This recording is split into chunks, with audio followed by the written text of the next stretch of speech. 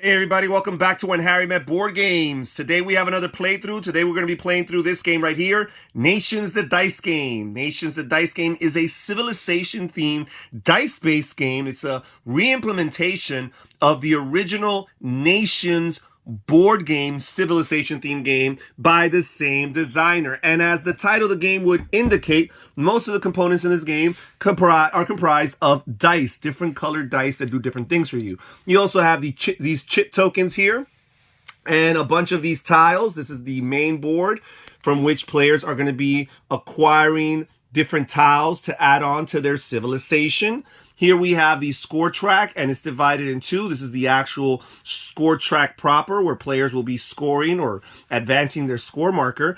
There's only one score marker here because I am playing this game solo, so I have no actual opponent. Here we have the book track, which represents your nation's knowledge, their science, if you will. There are two tokens here because for the purposes of the book track, there will be kind of like an automa player who competes with you in that department, and that will determine whether or not you score additional victory points if you can keep your nation's knowledge and science. If you can keep ahead of them, you'll score additional points. Here we have some event tiles that we will be placing throughout the game. The game plays over the course of 4 rounds or 4 ages, and each age has its own randomly assigned event, which will grant the player or players an opportunity to score additional bonus points. So for example, at the end of each round, we have a famine phase and we have a war phase. And if the player or players can have this amount of food tokens or food symbols at the end of their turn, unused food symbols, they'll score bonus points. So for example, if at the end of the round I still have 1 unused food, I could get 1 victory point. If I have 2 unused swords, I could get 1 victory point. And as the rounds and the ages progress, the rewards will increase. We also have the regular tiles, which we will be populating the main board with. Right now, there are 9 tiles to start this round with. If we were playing multiplayer, or 3 or 4 players, this 4th column would also be populated. But for the solo game or the 2-player game, we only need to populate the first 3 columns. Each player is going to be assigned their own nation. I will be playing here with the nation of Egypt, and they have their starting buildings with the corresponding white colored dice. The white dice are the most basic, weakest, generic dice in the game. As the game progresses, you will be acquiring additional dice of different colors that will be more useful for you. Each player also starts with chit tokens that grant them additional determined actions. So, for example, each nation is going to start with this gold token and with this re-roll token, which grants them 1 re-roll opportunity throughout the course of each round or each age. Now, in the base game, all of the nations, we have Egypt, we have Greece, we have Rome, I forget off the top of my head the 4th nation. It might be Japan. But all of the nations are identical. They do not have anything that distinguishes them from one another. They have the same starting buildings, the same starting chit tokens. But in the expansion, you will see more of divergence. In the expansion, each nation has a totally different startup situation. Okay, so that's it as far as this is concerned. We have populated this. We know what the event is for round 1. So we're going to start the game and show you guys how it plays. So the first thing you do at the beginning of each age when you're playing solo is you roll blue dice equal to the current age number. So right now we are in age 1, so we're going to roll 1 blue die here. And you're going to count the number of book symbols. And here we have 2 book symbols. And the AI or the automa is going to advance 1 space for each book symbol you rolled. So that indicates that their books or their knowledge is at 2. So this is the number that the human player is trying to contend with. They're trying to, by the end of the round, have more than 2 knowledge, because if they do, they'll be able to score additional victory points. Okay, so now that we've done that, we're going to start, and there will be an alternating process of acquiring these tiles. So the human player always starts first, but the Automa player, who again does not have a score. He's just there to mess with you, take your tiles, and compete with you in the knowledge track. They're going to roll this D4, this four-sided die, and that's going to determine on their turns which of these tiles, if any, actually get removed from the supply. So now we are going to roll these 5 dice here. Okay. And we are going to start the game. So we've rolled the dice. This is what we have. We have 3 food, which is more than what we need. We only need 1 food at the end of the round for the famine track. We have a book, which could be useful if we want to compete with this Automa player in that. And we have a gold, which is going to be very useful for acquiring the different tiles in the market. So I have this reroll token, which means once each age, I can use it, I could spend it, put it here to indicate that it's been used up, and re-roll as many dice as I want. Here's the thing, that counts as an action. So when you take an action, you are done with your turn. And what are the different actions? You can acquire a tile, that is 1 action. You can re-roll, re-rolling would be an action, so you would do this in the place of acquiring a tile. Or the third action you could do is you can build a wonder, because when you acquire a wonder, and these brown bordered cards, the pyramids, the terracotta army, these are the wonders. They do not just go onto your board, they go on the side over here, or actually they go on this one spot right here on your board. You could work on 1 wonder at a time. And until you actually spend the required amount of stone, you have not completed that wonder. You do not have access to its victory points or whatever bonuses it has on the bottom here. In the example, the pyramids here, it would give you a gold chit token that you can use in order to carry out actions as far as acquiring things throughout the course of the game. Once you have completed it, once you have paid the 2 stone, and you have to do that in 1 turn. Once you've paid the 2 stone, you could set it aside over here. That's a built wonder. You have all its corresponding benefits. So that's how it works with building a wonder. That is an action in and of itself. So you have 3 actions you could take. You can purchase a tile, you can re-roll your dice, or you can build a wonder that you've already acquired. Now, another thing you could do on your turn is you can turn in any 2 dice for 1 resource of your choice. And the resources are the gold, the stone, and the food. Those are the 3 resources you can turn your 2 dice in for. I'm looking at the situation here.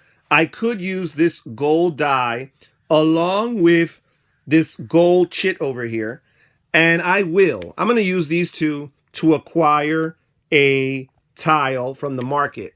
And let's explain the values here. So these are randomly populated here in the market board, and the numbers here, these are the multipliers that indicate the cost of these different tiles. So the higher they are, the more expensive they will be. Also on the tile itself, in the middle left side over here, you have an icon that indicates what currency or what symbol you're using to acquire those tiles. So for example, Hatshepsut here, the leader, these orange bordered cards are leaders. We also have Sun Tzu here. This tile will cost gold. And in particular, because it's on this row over here, it'll cost 1 gold to acquire Hatshepsut here. Now, these regions here, or these nations surrounded by the green border, these tiles, you have to colonize them. And basically, that means that instead of using gold to acquire them, you're using sword symbols. And again, because they're on the first row over here, it will only cost 1 sword symbol to gain them. And once you gain them, they immediately go alongside your civilization board, and you basically colonize them, and you would get its benefit here on the bottom. So I'm looking at the 2 gold, and I'm looking at things here in the center that I might want to acquire. And you know what? For now, I'm going to get the aqueduct here.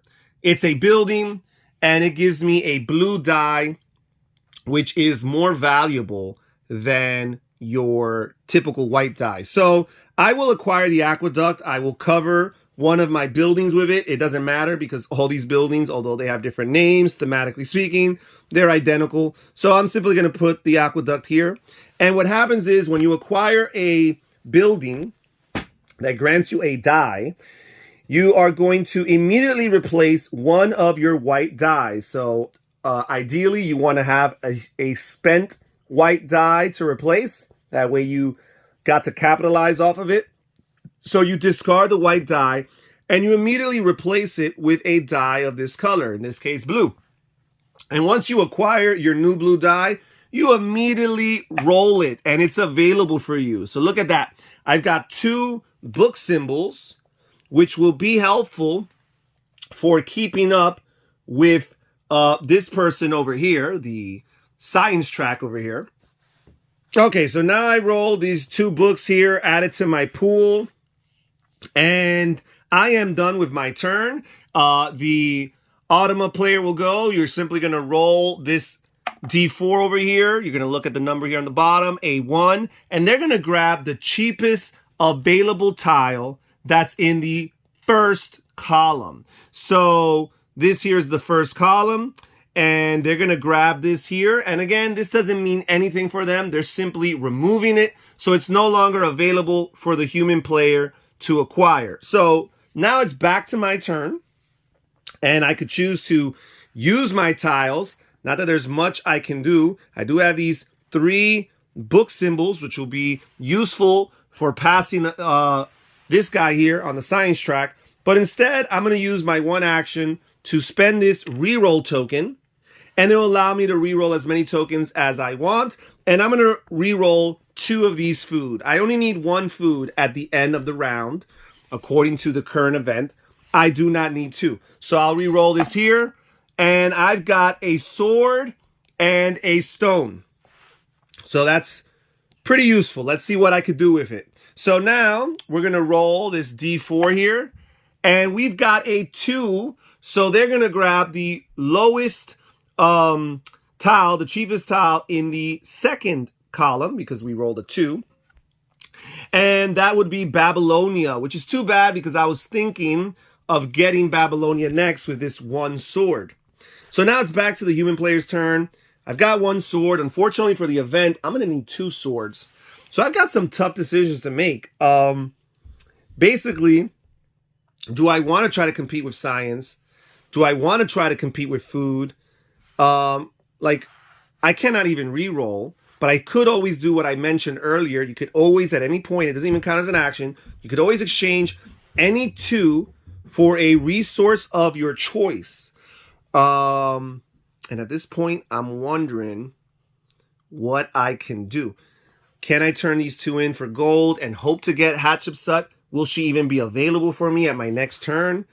There's nothing I could do with this sword anyways, so it might just be worth it. So I will turn in these 2 to give me 1 resource of my choice, and I'll choose to make it a gold. And this does not count as an action, actually, so I could use it right here and now, and I will acquire Hatshepsut here. And the benefit of Hatshepsut here, you place her here on your spot that corresponds with your leader. You can only have 1 leader at a time. I get another reroll chit here, and this will be very useful in future rounds. As you see, sometimes you might need more than 1 reroll opportunity, so having a second reroll token does not hurt. And now we're going to go back to the second player here, and they've got a 1, so they will get the cheapest tile that's in the first column, and it's this leader here, Sun Tzu. Back to my turn, and the truth is, there's not much I could do. I could always choose to use this reroll token here and reroll these dice, but right now I want to go for the sure thing, which is accomplishing the famine requirement and taking the lead in the science track. These are guaranteed things here, so I'm not going to re-roll the dice to risk for something else. So I'm actually going to choose to pass. Now, typically in a multiplayer game, That's an option a player can take. They can choose to pass and be done with the round, and the round will continue until all other players pass. In this case, I'm playing solo, so this will end the round. We will simply remove all of these tiles over here, and I'm done. And that was a pretty bad first round. I only acquired 2 tiles, the Aqueduct and Hatshepsut here. Hopefully I can make up for it in future rounds. But now, after we're done with the round, we're going to go through a couple different phases. First, we're going to go through the big book phase, where each player is going to look at their unused book symbols. And in my case, I have 3. And they're going to advance themselves on the book track a number of spaces equal to that. So that's 3 spots.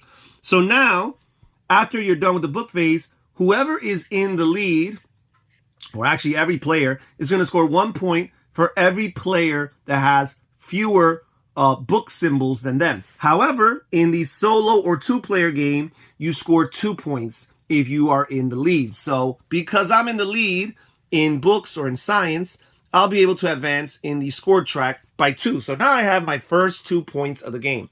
Then we're going to go through the famine phase. Each player is going to see if they have food symbols, unspent food symbols equal to the required amount. I have 1, which is exactly what's needed.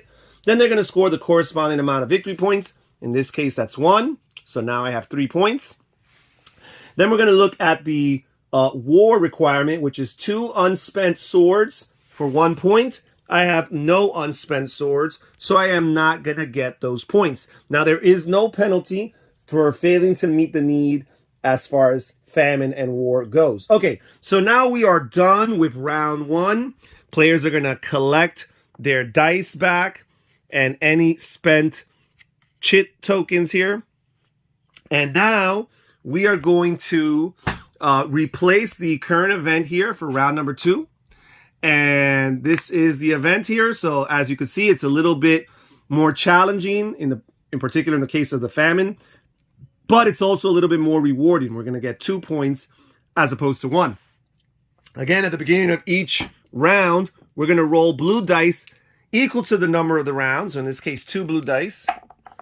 And we rolled no book symbols, which is great. That means the AI player will not advance on the book track, which means I, the human player, do not even have to worry about it this round. So now let's populate the board here with different tiles.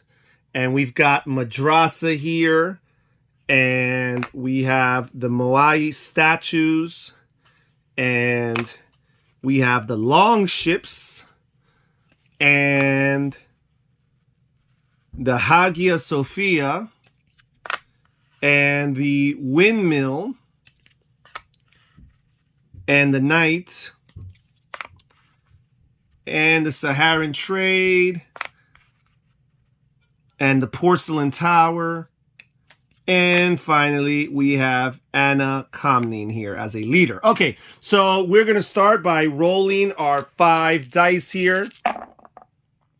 And let's see what we have. I have lots of stone, which could be very valuable for building wonders. Wonders usually have a cost of stone. So after you acquire them, you still have to produce that much stone in order to build them. Here's the thing.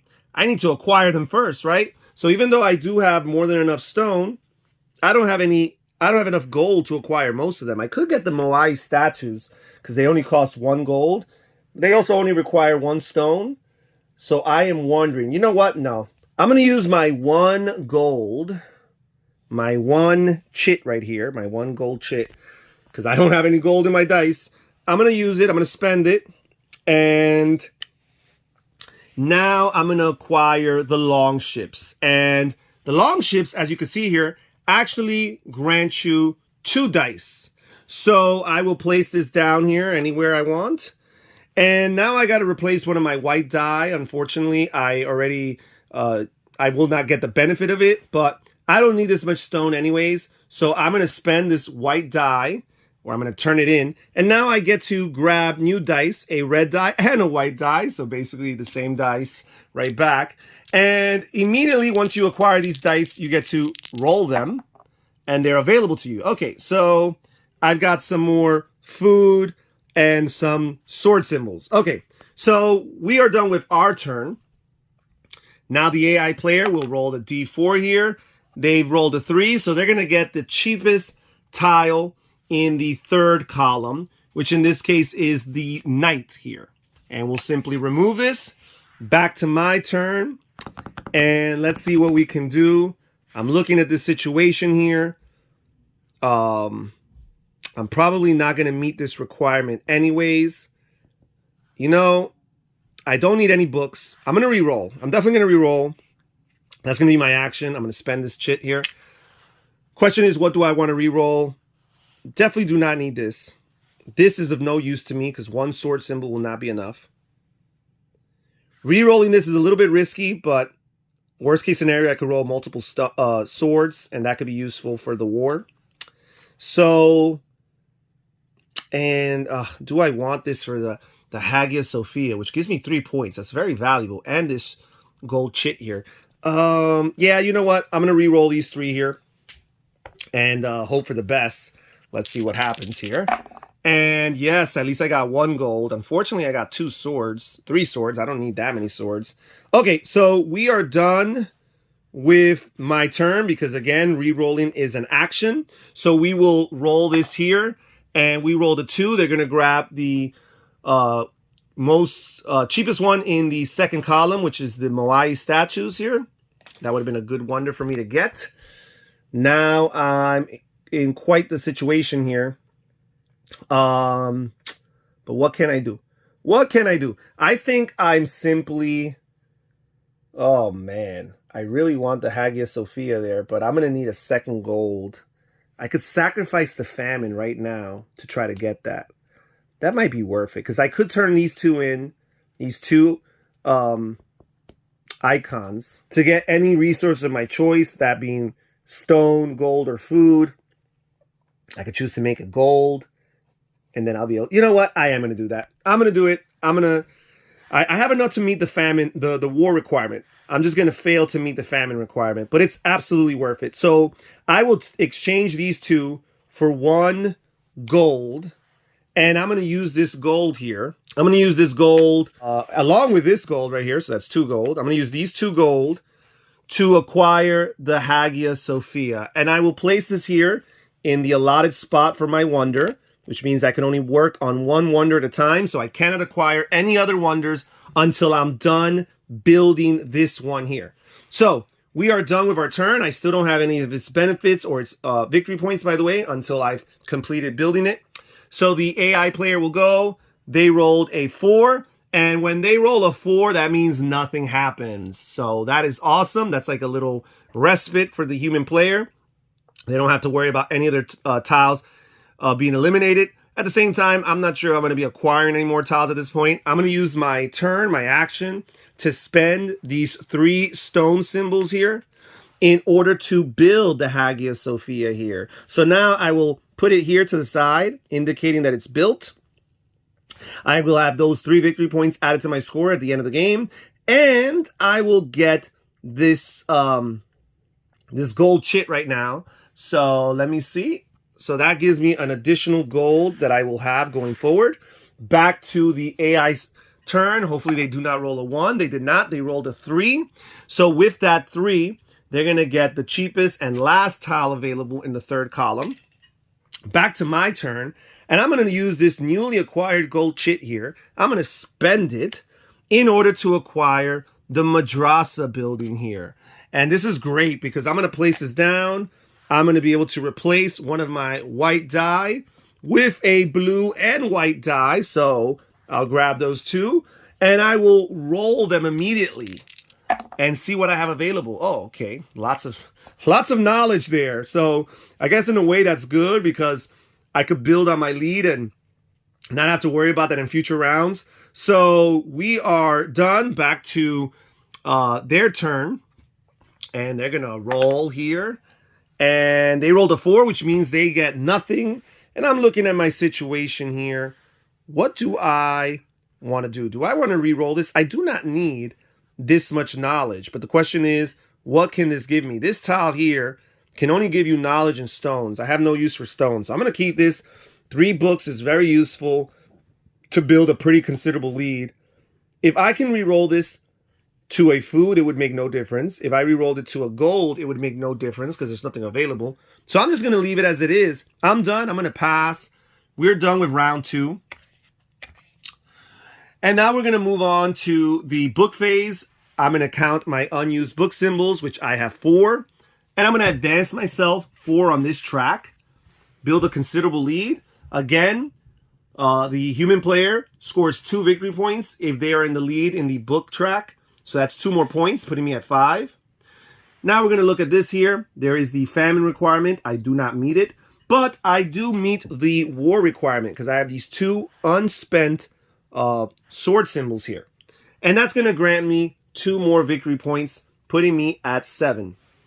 And now we are done with the round. The player will grab back all of their spent dice and tokens here. And now we will begin round 3. So we will remove this event over here and we will replace it with an age 3 event. As you can see, it's getting more challenging and also more rewarding. So 4 points for 4 food, 3 points for 4 swords. So it looks like you get more bang for your buck with the food here, the famine. So we're done with that. Now we're just simply going to populate these tiles over here. We've taken enough time, so I'm going to speed through this a little bit. And we're also going to roll those blue dice to determine if and how much the AI player will advance in the book track. So we roll blue dice equal to the current round. In this case, it's round number 3. And we've got 1, 2, 3 book symbols. So it's a good thing that I built my lead last turn. So 3 book symbols, we'll put them at 5. So again, I'm guaranteed to stay in the lead this round. So that's something to factor in as I make my decisions. I'm going to roll my dice. I've got 4 white dice, 2 blue dice, and 1 red die. So lots of dice at this point. Okay. So I've only got 1 food. Doesn't look like I'm going to meet that famine requirement. Don't have any swords. I got these 2 gold tokens here. You know what? I am going to use this gold token right here, this gold symbol, to acquire this terrace farming tile. And I will place it down immediately. And I will replace this 1 white die with 2 orange dice. And the orange dice are very good for food and for money. So these are very valuable dice. So let me re-roll these. You immediately get an opportunity to roll. And I just, all of a sudden, I got a chance with the food. I got to get 4 food. I have 3 right here. And I gave myself some more opportunities to acquire things in future turns. So now the AI player will roll the D4. They're going to get the cheapest tile in the second column, which is Montezuma here, a leader. Okay, so now it's my turn again. What do I want to do? If I had sword symbols, I could acquire these, but I do not. Do I want to get the printing press? These blue tiles are helpful for stones and books, but I already have 2 blue dice, so I don't know if I want that. Do I want to get the Kremlin and start working on that? That wonder. That's 3 victory points. That's a lot. You know what? That is what I'm going to do. I have 1 gold here along with these 2 tokens, and that's going to grant me 3. And I'm going to get the Kremlin. As you can see, it's vulnerable because there's nothing in its way. So if the AI player rolls a 2, they will get this. So I'm going to get it before they do.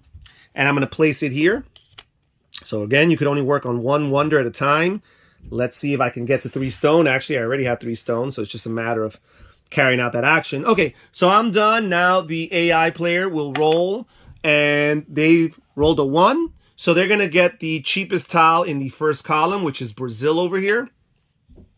Back to my turn, and I'm going to use my stone.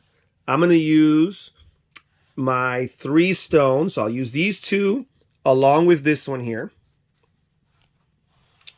And that will be enough to build the Kremlin here, which means I'll get 3 victory points at the end of the game.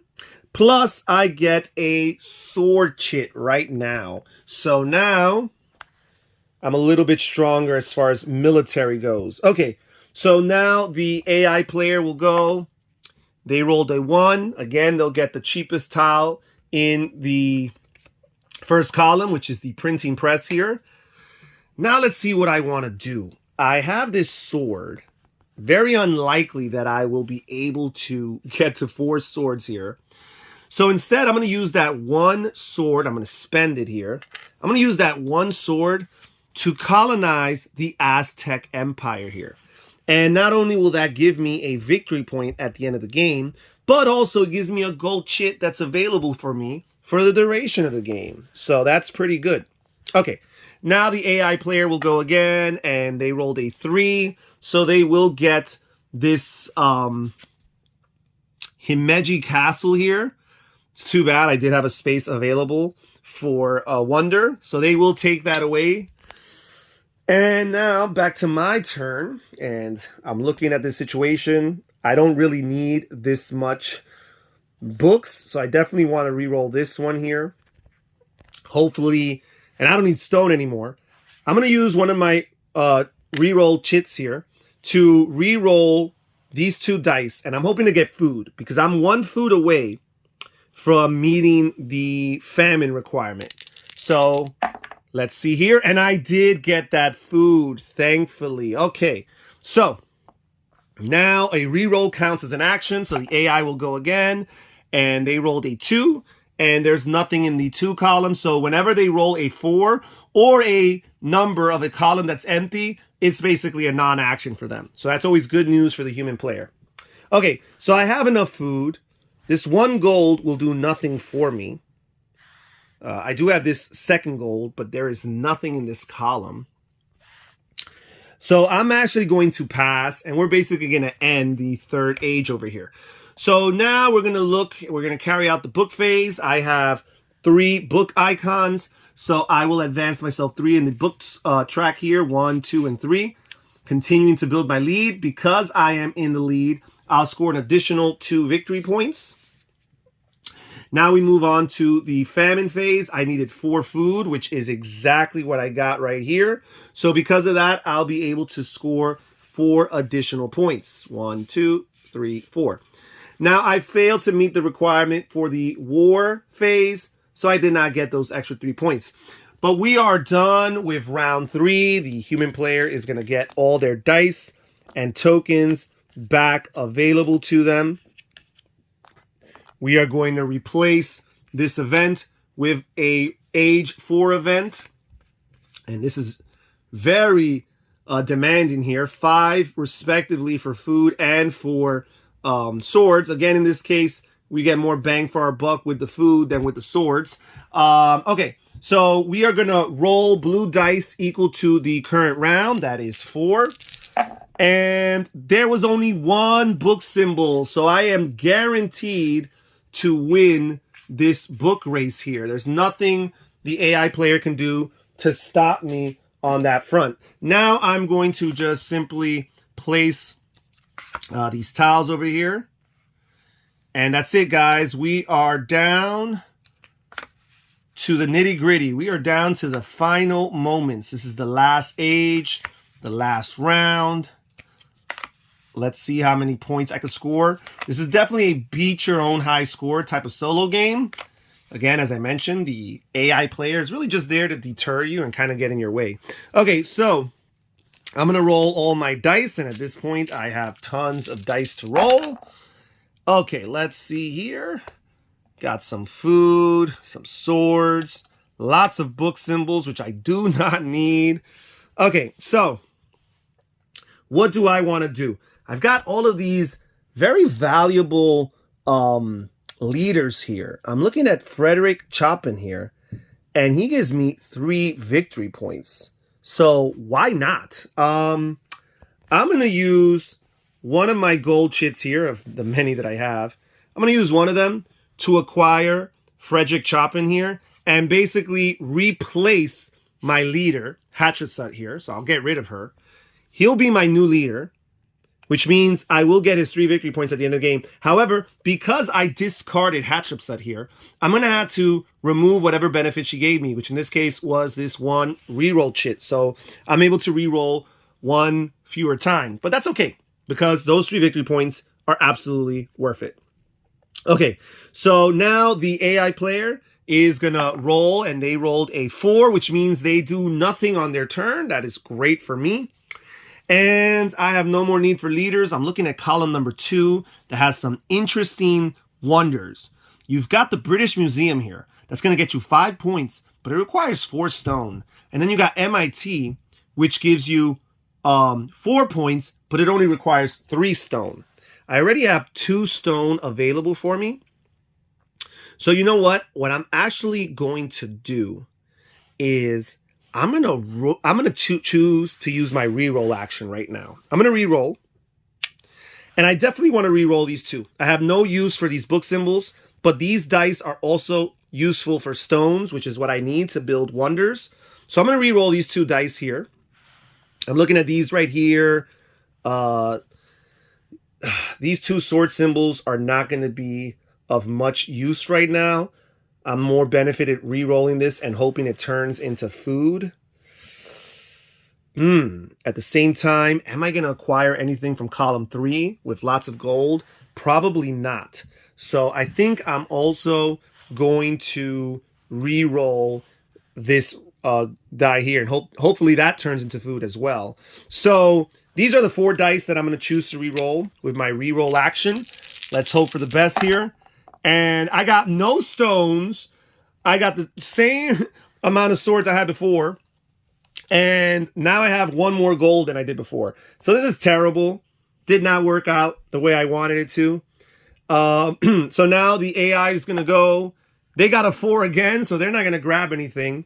But it would be a waste of my time. Actually, no. I could always turn in any 2 unused dice for 1 symbol. So it would not be a waste of my time. So British Museum looks like it's out of the question.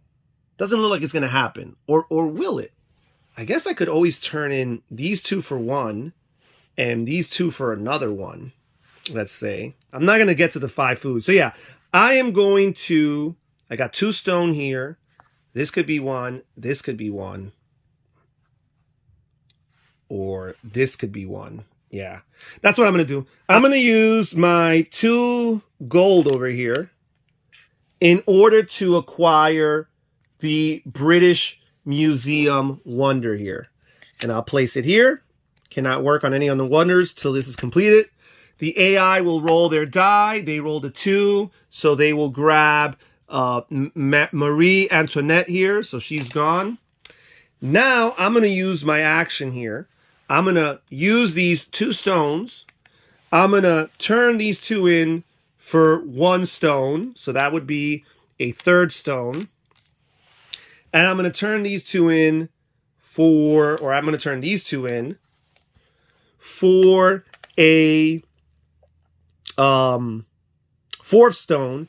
And with those 4 stones, I'll be able to build the British Museum. Okay. There we go. And now I have 5 additional victory points for me at the end of the game. We're going to go to the AI player's turn. They're going to roll their die. They rolled a 4 yet again. I've been so fortunate. I'm never this lucky off camera. So now with my turn, I'm looking at the situation here, and I am going to use these 3 gold over here in order to get the department store. And now I could replace the white die, and I could turn in one of my used white die. And now I'll have those additional 2 victory points waiting for me at the end of the game. I was concerned that the AI player would get to this department store before I did, but fortunately for me, they did not. Okay, so we'll roll again. This time they did roll the 1 that would have taken that department store, but now they'll have to settle for the Dreadnought here, and we'll remove that from play. Now it's back to my turn, and I do have these 3 sword symbols, which are not going to be good enough to fulfill the war requirement anyways. So I'm going to spend these 3 sword symbols here in order to get one of these nations here, India or Algeria. I'll simply grab India here, and that's going to give me one more victory point at the end of the game. Okay, the AI player will go. They rolled a 4 yet again. Nothing's going to happen. Back to my turn, and I have nothing I could do. This was the most efficient turn probably in my history of Nations the Dice game. I've spent all my tokens and all my dice, used them up completely, which means the round is over. So we're going to discard these tiles here. We're going to proceed to the book phase. I have no book symbols. However, I do maintain the lead, which means I'll score 2 additional points. I failed to meet either the food or famine requirement or the war requirement, so I'm not going to get any of those extra points, but instead I'm going to score points for any of my tiles in my civilization. So Frederick Chopin here will give me 3 more points. So that's 1, 2, and 3. My colonized regions here, Aztec Empire and India, will each give me 1 point. So that's 2 more points, 1 and 2. And then for my 3 wonders here, I'll get 3, 6, 11 more points, putting me all the way to 31. And that is the end of the game. That is my final score. The back of the rule book does have a little way of gauging your success here. So based on my score of 31, I'm somewhere in the middle. Saladin here. It compares you with some historical military or nation leader. That's it as far as Nations the Dice game goes.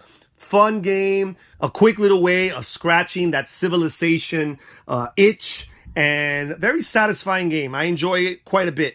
That's it for today. Thank you so much for joining us here at When Harry Met Board Games. This is Harry saying take care, everybody. Stay safe, stay healthy, and have fun gaming. Bye-bye.